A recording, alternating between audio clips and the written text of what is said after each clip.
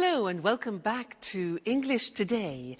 And this is DVD 5 and the first DVD of the elementary level. And in this DVD you will see 3 more episodes of our story, That's Life, followed by our special TV programs. You'll see our travel expert in the discussion Around the World, followed by a discussion about the differences between generations. Then, in the grammar section, we will study the verb have and have got, and also the past tense of the verb to be. We will also learn to give instructions and directions using the imperative. Okay, so enjoy your studying and have fun.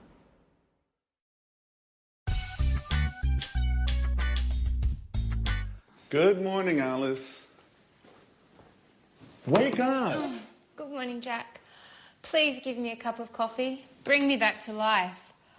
I'm still asleep. Here you are. So, what are you doing today? Well, first I'm taking a shower. And after that, I have my daily appointment with Ask the Stars. Ask what? Don't you know it? Sorry, no. It's the horoscope I listen to every morning on the radio. It's fantastic. I can't start my day without it. How can I go out in the morning without the advice of Ask the Stars? Please, Jack, this is not a joke. Our entire life is driven by planets. By the way, what are you doing today? Well, I'm going to work, just like every day. And today is Tuesday, isn't it? I have to go to the karate gym. Wow. Are you doing anything this evening? No, I don't have anything planned. Well, Sharon, Anne and I are going to the cinema. Maybe Peter is coming too. Would you like to come? That sounds great. Which film? We're seeing Interview with a Vampire. Not that film, guys. I hate horror films. Why don't we go to see the latest Julia Roberts film? Oh, please. We don't need more romance. We already have our love story in the apartment next to us. With Peter and Sharon, I mean. Okay, you are right. Let's go to see Interview with the Vampire, then. Well, I think I prefer to stay at home. Now I've got to go to work. See you later. Is everything okay, Jack? Yes. Why? It's late, that's all. Bye. Bye.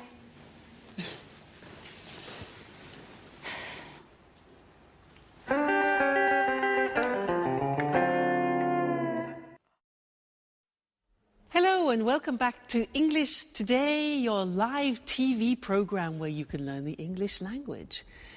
And in this lesson, we're going to look at the verb have. Now, the verb have, you think, well, that's easy. It's not true.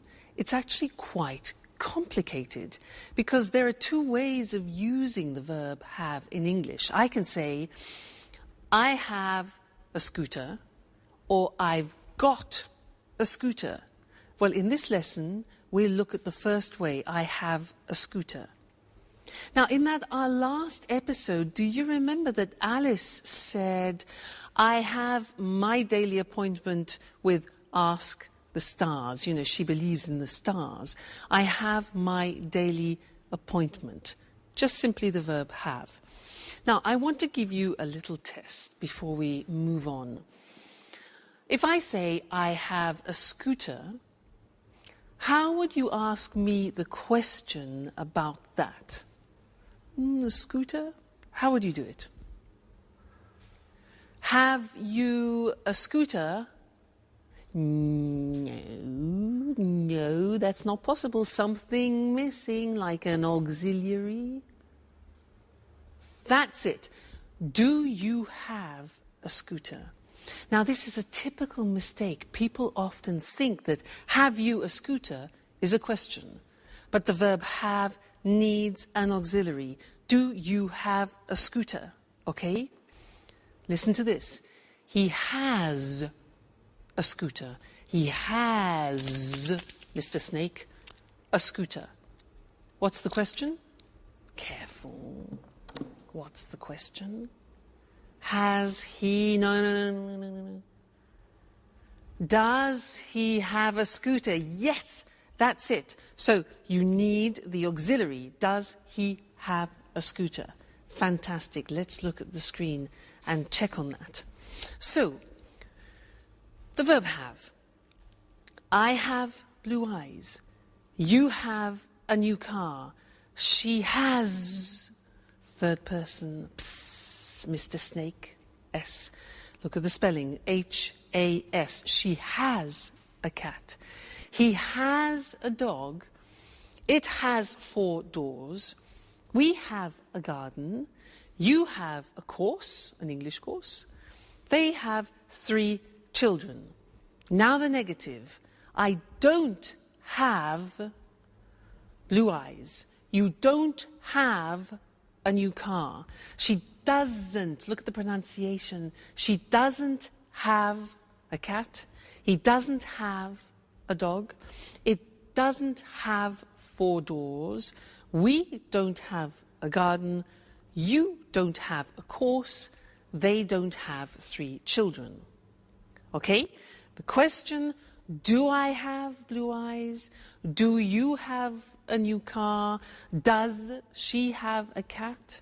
Does he have a dog? Does it have 4 doors? Do we have a garden?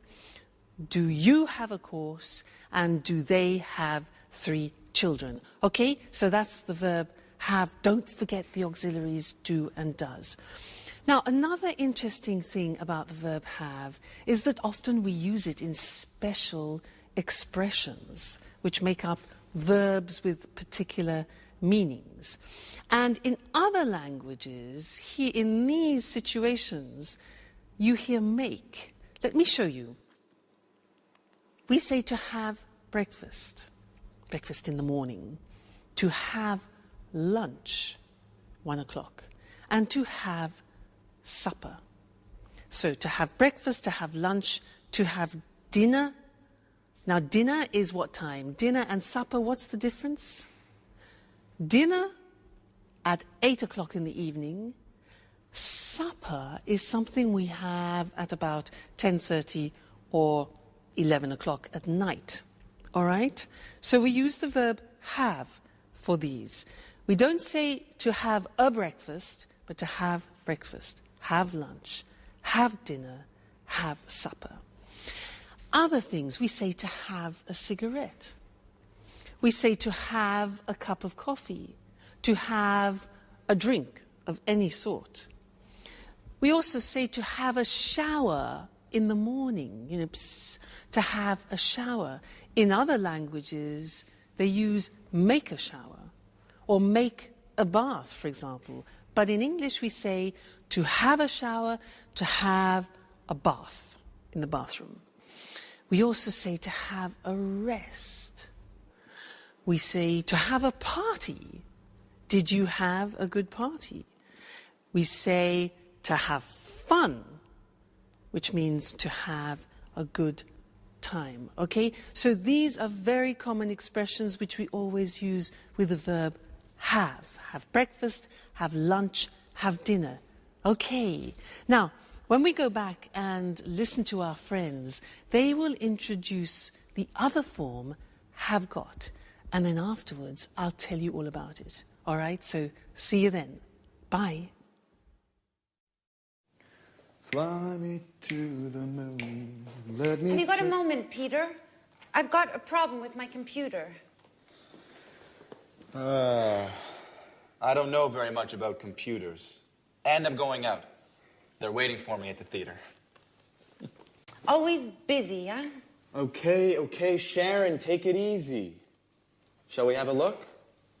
Thanks, Peter. You've got a big heart. Let's see if I can help you before you thank me. All right. I can't use this program. I use it every day, and today it isn't opening. Why don't you turn the computer off and then turn it on again? Okay, Peter, that's really a great idea. You're a genius. How can I do without you? I know, my dear. What are you working on? I'm writing my curriculum because I would like to find a new job. Listen, Peter, I don't know how to write it. Can you help me, please? I'm sorry, Sharon. I'm in a hurry. I have no time. I'm late. They're waiting for me. Very kind, as usual. Listen, Peter, Anne, Alice, and I are going to the cinema this evening. Would you like to come? I'd like to, but I can't. I have to... Go to the theater. Yes, I know. You always have something else to do. Oh, come on, Sharon. What's the problem? Maybe you're jealous of my career. Oh, Peter, I'm just tired of always coming second.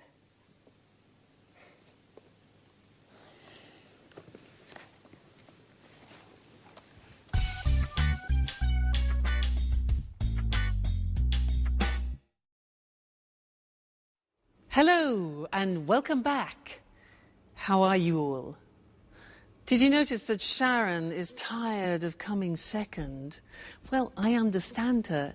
If you live with a musician, you need to be very patient. Now, Sharon said in that last episode, she said, "Have you got a moment?" Then she said, "I've got a problem with my new laptop."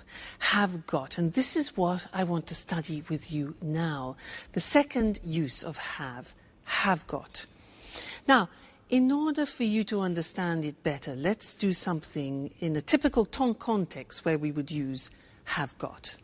Let me tell you about my present situation. I'm in a flat, but I have to leave the flat and find another one.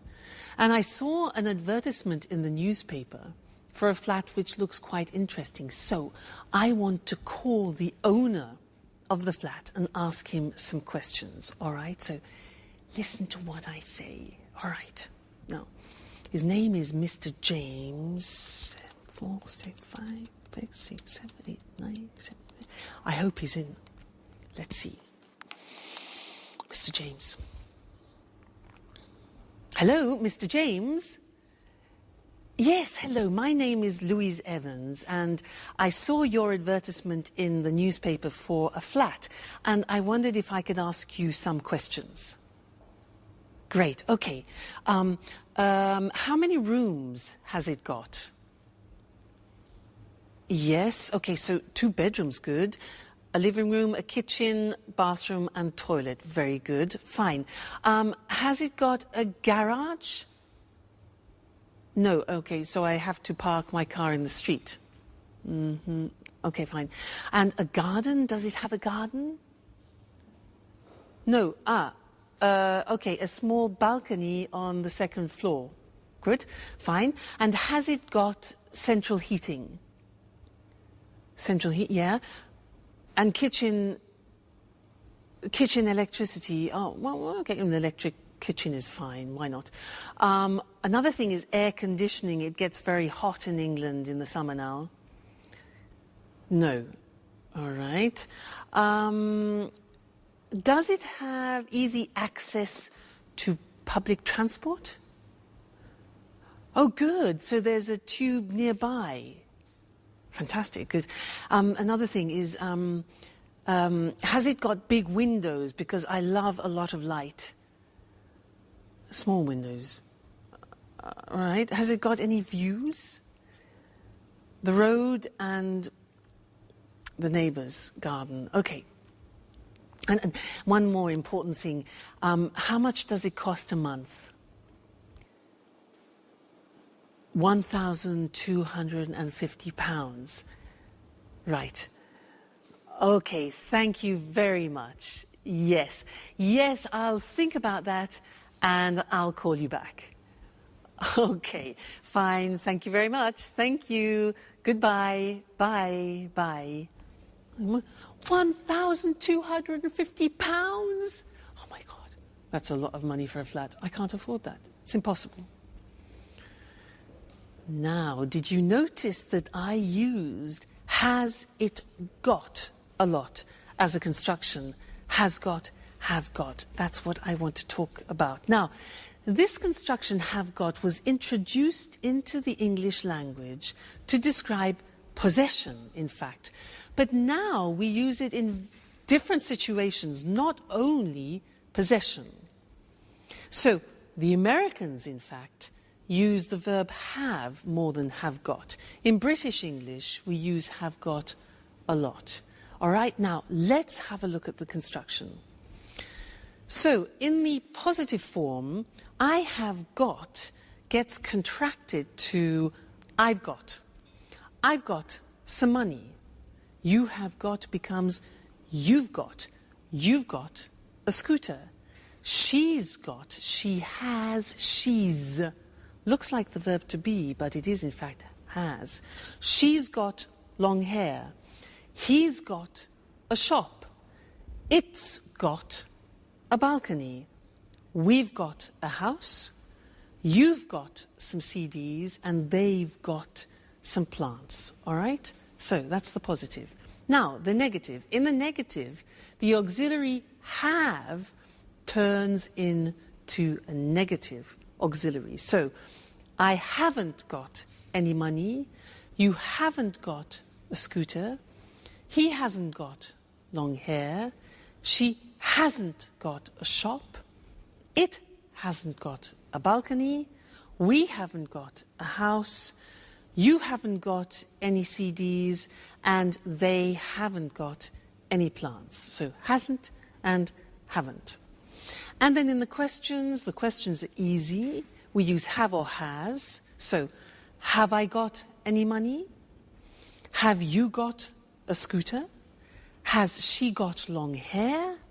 Has he got a shop? Has it got a balcony? Have we got a house?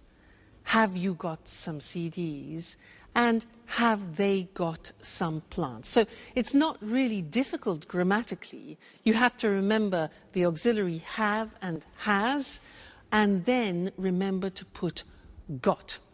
All right? Now, you'll come across this a lot, especially in subtitles in films.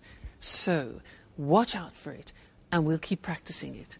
Great! So that's the end of this lesson, and I'll see you again live very soon. Bye!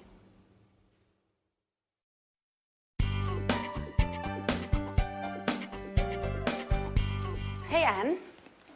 Housework, eh? Yeah, at last. Can I ask you a question? Sure. Oh, how are you and Peter? We're fine, thanks. Listen, I want to go to that bookshop. Do you remember? Oh, yes. The one with lots of photography books. Yeah. And thriller books. Yeah. And with the red coffee tables and flowers on the windows. Yeah. And where you can sit down and drink a delicious hot chocolate. Yes, Anne. That's the one. The London Reader. It's a great place. Yes. How do I get there? Is it far? You can walk from here. It's about 10 minutes away. Great. Oh, okay. Let's see. Go out the front door and turn left. Easy enough. Go straight ahead, past the traffic lights. Right. Straight ahead, past the traffic lights. Turn right into June Lane. June Lane. Then follow June Lane to the end of the street and turn right into May Avenue. Just a moment. Turn left on May Avenue. No. Turn right into May Avenue, and the bookshop is... Hi, Sharon. What are you girls talking about? I'm giving Sharon directions for the London Reader. So, turn right into May Avenue, and the bookshop is the second shop on the left, next to the butcher's. No, Anne. Sharon, the bookshop is on the right, past the museum and between a chemist and a bank. No, no, Jack. You are wrong. The bookshop is... Okay, guys. Be quiet. Don't worry. I've got my map. Sharon, I can come with you, if you don't mind. Great. That's very kind of you, Jack. Jack, housework? Do you remember?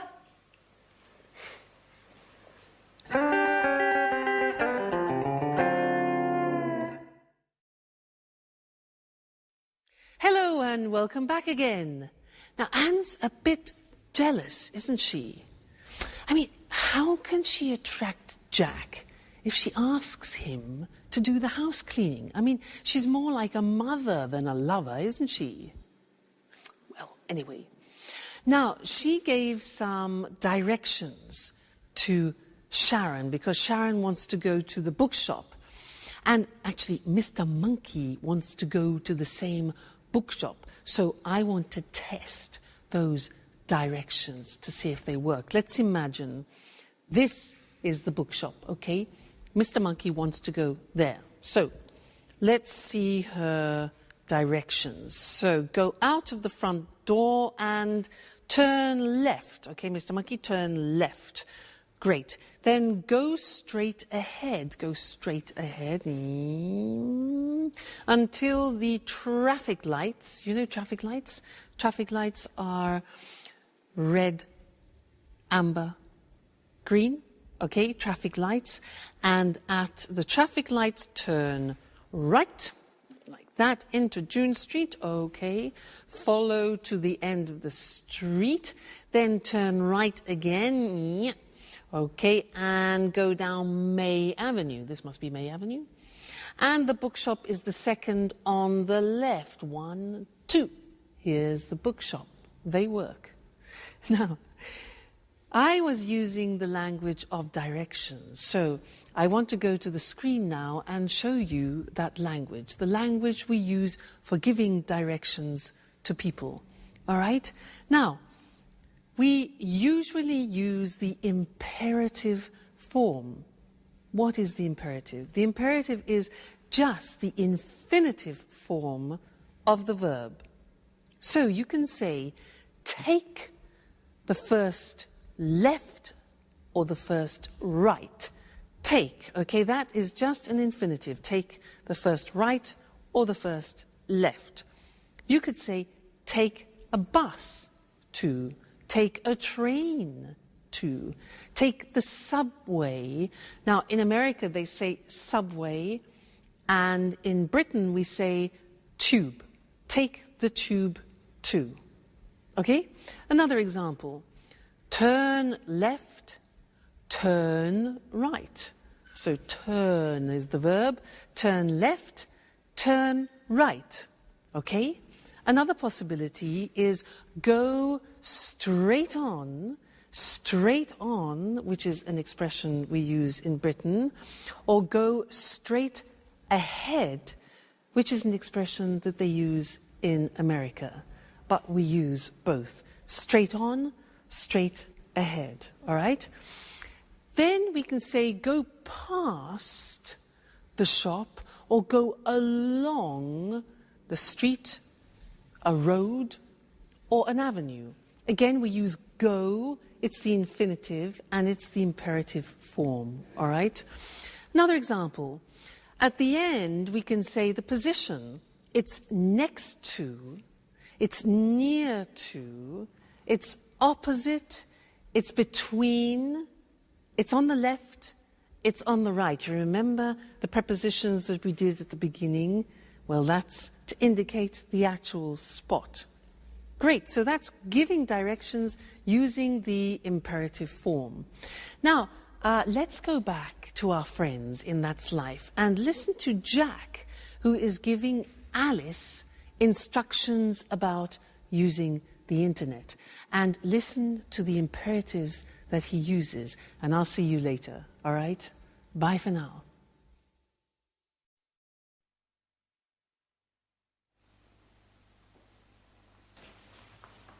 Hey, Alice. What are you doing? Do you mind giving us a hand with the housework, please? Can't you see? I'm cleaning the computer. I see. I see. Why is the computer on? Just a moment.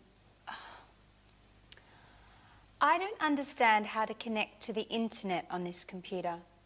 Can you help me? Okay, but just for one moment. Thanks, Jack.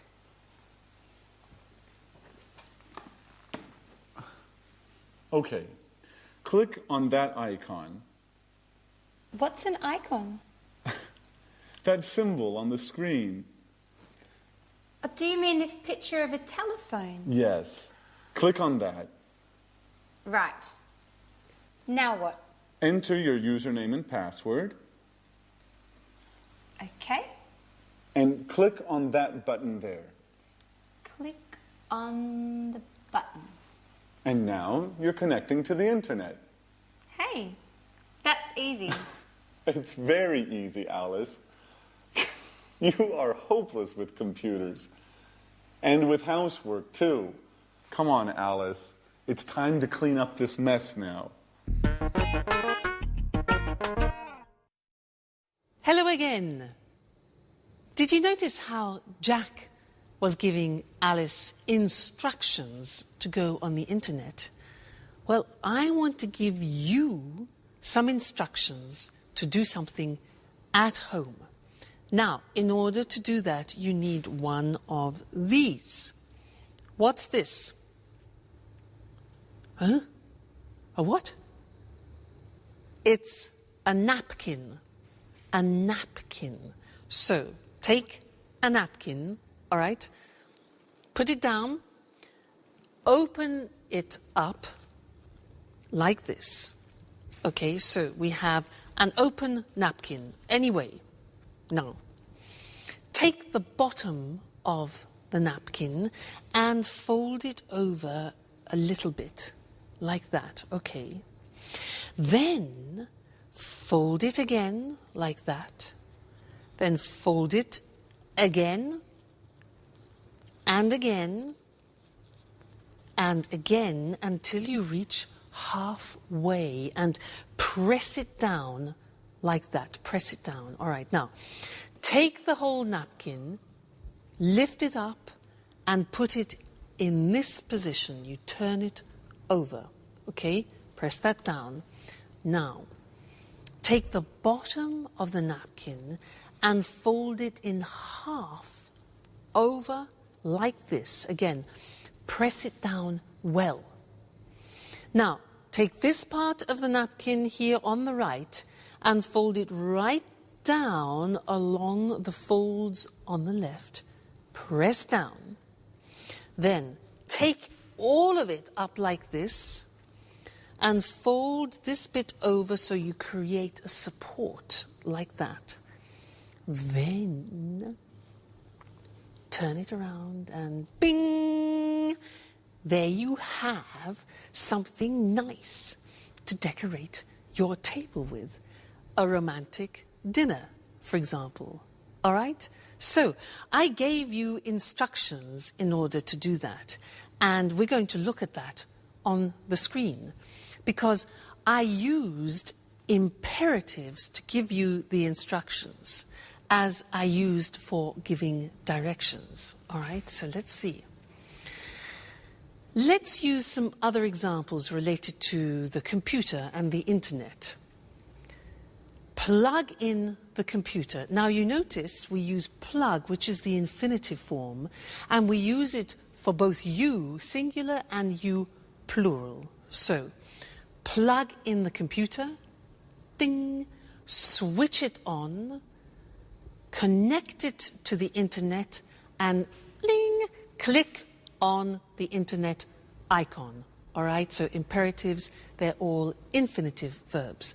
Now, the negative, if you want to use the negative of the imperative, we say do not, which is contracted as always in English, and we say don't click too many times, or don't press the exit button or don't overload the desktop. Okay, so this is the negative imperative form. Very interesting, that. And don't forget to be here for your next lesson. All right? See you then. Bye.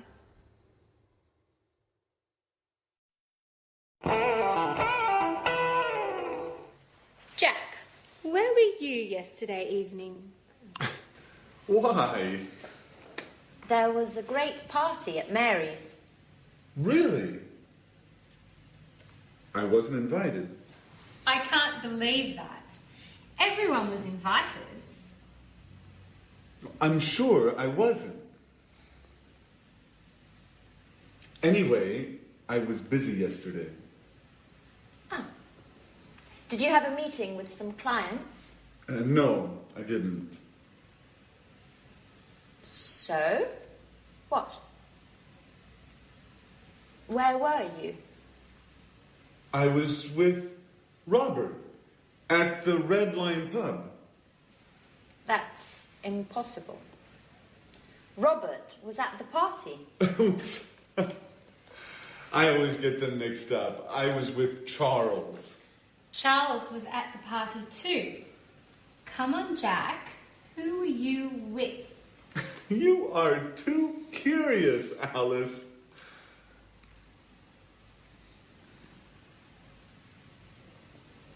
Okay. I was with a girl. Uh-oh. And? And what? Well, what's her name? Do we know her? How old is she? Stop. Alice, stop. It's none of your business. Okay, you don't want to tell us. That's okay. I like mystery. It makes life exciting. Well, let's change the subject. Peter, where were you yesterday evening? Why weren't you at the party? I was at the theater. We are preparing the performance. And you, Sharon? Where were you? Me? Where were you? I was at home watching a film on TV. Which one? The latest film starring Nicole Kidman. What's the name? Yes, Moulin Rouge. Really? That's strange. I remember. Here, look, it's on TV today. Really? Oh, they always show the same stuff on TV. Oh, don't get up. I'll get the door.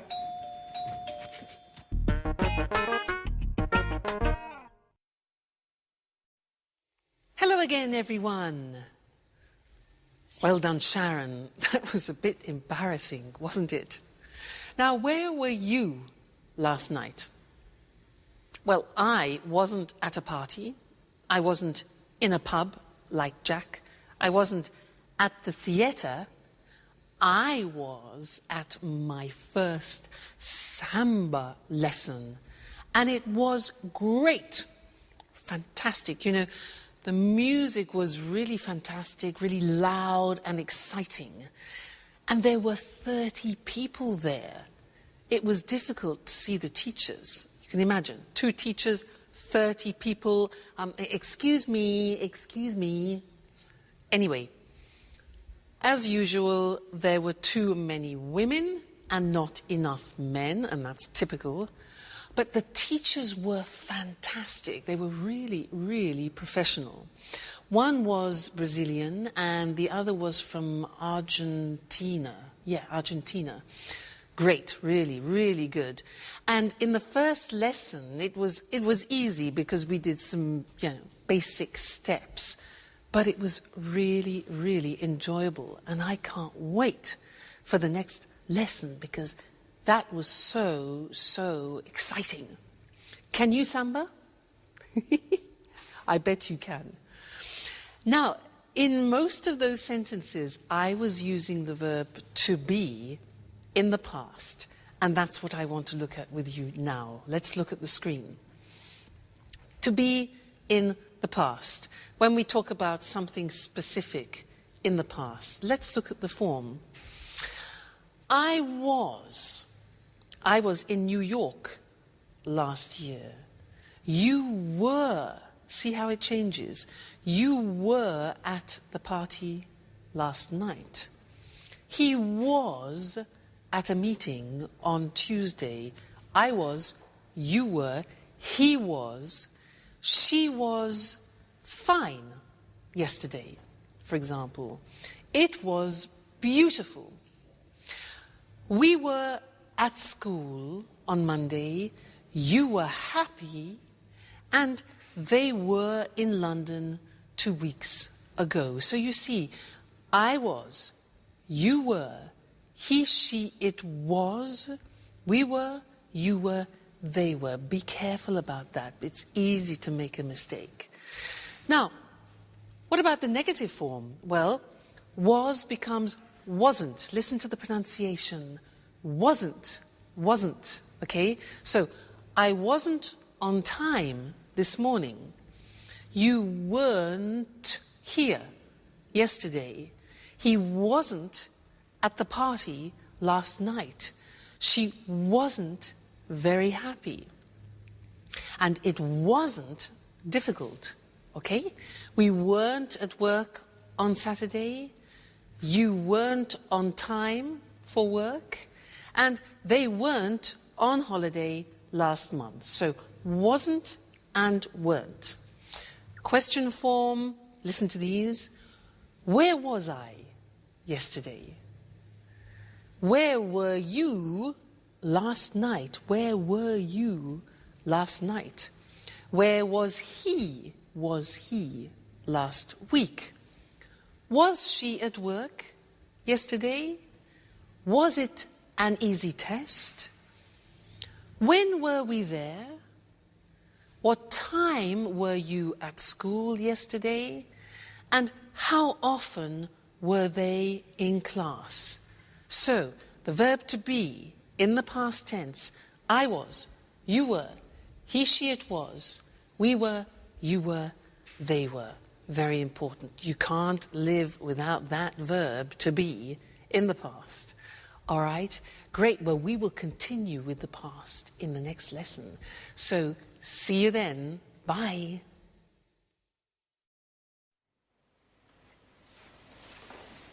There's a postcard for you, Alice. For me? Oh, it's from my father. He was in the Bahamas last week. Really? I was in the Bahamas last summer.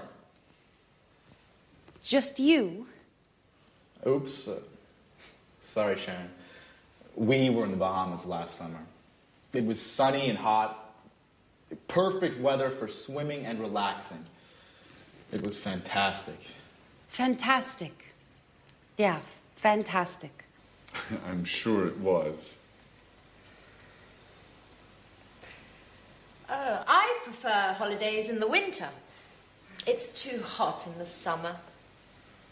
I like going to the mountains and skiing.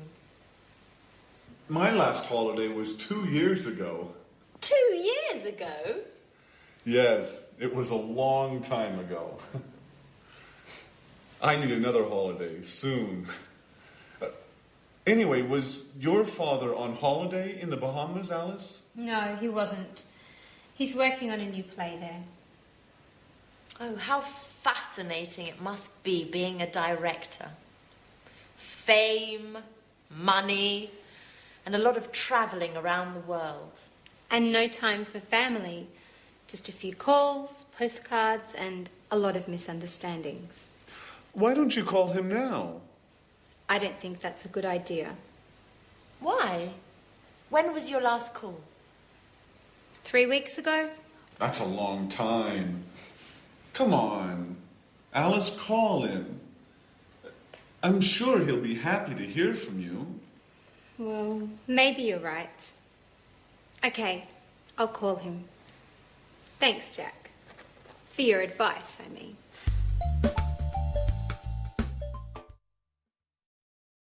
Hello again for another important lesson. We're in the past tense. Now, I want to help you remember how to use the past tense. So I have another acronym. You know acronym? Look. Oil, way. Oil, way. Now, these letters represent the time words when you use the simple past tense. What do I mean by that? Well, this one, for example, let me give you an idea. This stands for yesterday. Okay? Yesterday. Now, when you have yesterday in the sentence, you always use the simple past. Okay? Now, do you know what the other words are? Let's have a look. An easy one could be this. Last. Last, do you know that? Last week, I was in Paris. Last week. Okay? Now, what about this one? 2 days ago. Very good. So, 2 days ago, we were at the sea, for example. So, this is ago. We have last, yesterday, ago. This one? That's more difficult. Yeah, it is difficult. It's on in English, and we use it with days and dates. And in some languages, it doesn't exist. So we say on Monday, on the 7th of July, for example, on. This one here, in. Okay, when do we use that? Yeah, months, for example, in January, in February, in March, and also for years, in 1961, in 1970, etc. This one, when. Okay, with when we use the past tense. So, for example, when were you there? So, oil way, on, in, last, when, ago, yesterday. It's like a rhyme. On, in, last, when, ago, yesterday. You need to memorize those. We'll look at them on the screen now. But it's important for you to memorize them, to remember that when you're speaking, on, in, last, when, ago, yesterday help you to remember to use the simple past. So, to revise that. Our acronym OIL WAY. On we use with days or specific dates. So, the party was on Friday, or he was in London on the 2nd of March. Okay, the date. Then in with a specific year or with months. So, for example, she was born in June in 1976. Next, last. Last with, for example, the previous week, last week or month or year. So the examples are, they were in Vienna last month. When. Now, when with a past time clause, sometimes in the question, sometimes in the middle of the phrase. So, I was very happy when I was a teenager. Okay, that's when.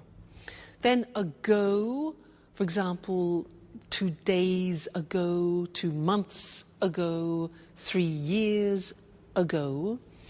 We were at the meeting 3 weeks ago, right? And then the last one, easy, yesterday with the previous day. So, I was at the cinema yesterday. All right, oil way, don't forget it, memorize it. On, in, last, when, ago, yesterday, always with the simple past. All right, that'll open up a world for you. Great. We will still do more about the simple past. It's an important tense. But the verb to be is often the one which people forget. So be very careful when you're speaking. All right? Great. Well, happy studying, and I'll see you again very soon. Bye. Good evening and welcome to this week's edition of The Travel Programme, the programme about everything to do with travelling and holidays. Here in the studio with me, as always, is Christine O'Teng, our travel expert. Hello, Lucy. Well, summer's approaching and the summer holidays are too, so have you got any suggestions for the holidays? Well, let's see. Are you bored with your usual holiday? Are you tired of beaches or trips to the mountains? Would you like to say no to museums, city tours and shopping? Well, why don't you try something new and exciting? What exactly do you have in mind? How about a holiday hunting for ghosts in a castle in Great Britain? Hunting for ghosts in a castle. That's certainly a change from lying on a beach. It sounds exciting. It is exciting. Something really different. Just right if you love adventure. But what do you have to do? Do you spend all the time looking for ghosts? No, not all the time. In some ways, it's like a normal holiday. In the morning, you have a traditional English breakfast, then you go for a walk or visit a local town. In other words, you do the things you always do when you visit a foreign country. But the fun starts in the evening. You have dinner, and then the ghost hunting starts. With the help of one or two ghost experts, you search through the haunted castle until late at night. Oh, it sounds frightening. It is frightening. There are strange sounds, doors and windows open and close by themselves. Yes, it's really frightening, but exciting too. Tell me, Lucy, do you believe in ghosts? Yes, I do, but I'm not very brave. I don't think I'd like to visit places like that, especially not at night. Are there any haunted castles in Great Britain? Oh, yes, there are, especially in Scotland. Many of the castles in Scotland have got ghosts. There are some fascinating ghost stories. There are lots of books about haunted castles. Why not read one before visiting Scotland? I see. A holiday spent looking for ghosts. A night in a haunted castle would certainly be a memorable experience. It certainly would. And if you want to see even more ghosts, before you return home, try a ghost walk. In London, visit places in London famous for strange and unusual happenings. Christine, this is definitely an interesting idea for a holiday with a difference. Well, if you're curious about ghosts and you love adventure, this could be just the holiday for you. Thanks, Christine, for this unusual holiday idea. You're welcome. Goodbye. And goodbye to all travellers. See you again soon. Do you believe in ghosts? To believe in ghosts means you think that ghosts exist. If you do, then you say, I believe in ghosts. We say that a castle is haunted when it has a ghost or more than one. We say it's a haunted castle. Now, there are lots of different kinds of holidays, and the holiday Christine just told us about is an adventure holiday. Looking for ghosts in a castle is an adventure. But personally, I prefer beach holidays. They are definitely more relaxing. Or perhaps you prefer city holidays. A city holiday is when you visit a city. So let's look at some of the things you can do when you have a beach holiday. You lie on the beach in the sun and relax. This is called sunbathing. You go for a walk on the beach or go for a swim in the sea. Notice the expression go for. You can visit a local town. Local means that it's near the place where you are. What about when you have a city holiday? You can go on a city tour. A bus takes you on a tour round the tourist sites of the city. A tourist site is something that tourists want to see. For example, the Colosseum in Rome or Buckingham Palace in London. You can go for a walk around the city and visit the tourist sites. We call this sightseeing, and we say, go sightseeing. Just one last thing. Remember, there is a difference between travel and trip. To travel is a verb. When you go on holiday to a different city or country, you travel. A trip is a noun, and it's like a short holiday. You say, go on a trip. This means to go somewhere for a short time. For example, go on a trip to Scotland. Goodbye for now, and see you next time. Good evening, and welcome to this week's edition of Let's Talk, the Saturday debate with our commentators, Tom and Marie. Good evening, Eric. Good evening. Well, this evening, let's talk about the differences between the generations. What do you think about this issue, Tom? I think that over the last 50 years, lifestyles have changed a great deal. There's been a lot of progress. New technologies have helped here. Think about healthcare. It's very good today. Television and internet tell people about the world and what's happening. So, lots of progress. Do you think life is easy today? Yes, I think it is. There are lots of opportunities for everyone. Let's take travel as an example. In the past, it was impossible to travel a lot. Today, we can fly to lots of cities in Europe, and it's very cheap. I'm sorry, I don't agree with you, Tom. I mean, it's true that lots of things are easy now, but there are also lots of things to worry about, and there's lots of stress. In the past, life was simple. It was all about the family and family values. Do you think that people today are confused about how to live life? That's exactly what I mean. Today, people marry when they're 30 or 35. When my grandmother was young, it was usual to marry young and start a family. Well, things are different today. I mean, women work now. 50 years ago, only a minority of women worked.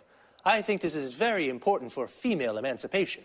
I agree with you, Eric. Today, women are fulfilled. They play an important role in society. Yes, but it's not easy for women. They have less time for the family, the children, and the housekeeping. I'm not sure that my grandmother would agree. Life was hard for her. There weren't any washing machines, or dishwashers, or vacuum cleaners. She was the washing machine, the dishwasher, and the vacuum cleaner. And after all that work, there was nothing to do. She stayed at home all the time. Today, people go out 3 or 4 times a week to the pub, to the cinema, or to the disco. My grandparents were always at home. Well, life is definitely different now. According to Tom, life was hard in the past. Now everything is easy. Marie doesn't agree. She thinks that life today is difficult and that people have lots of cares, worries, and stress. And what do you think? Well, it's time to say goodbye to our commentators. Goodbye. Goodbye. And we'll see you again soon on the next edition of Let's Talk. Okay, first of all, let's have a look at the expressions we use to discuss our different ideas and opinions. What do you think about this idea? This is a good way to ask someone's opinion, or simply, what do you think? How about when you don't agree with someone's opinion? You can say, I'm sorry, I don't agree with you. This is a polite way to say, I don't agree.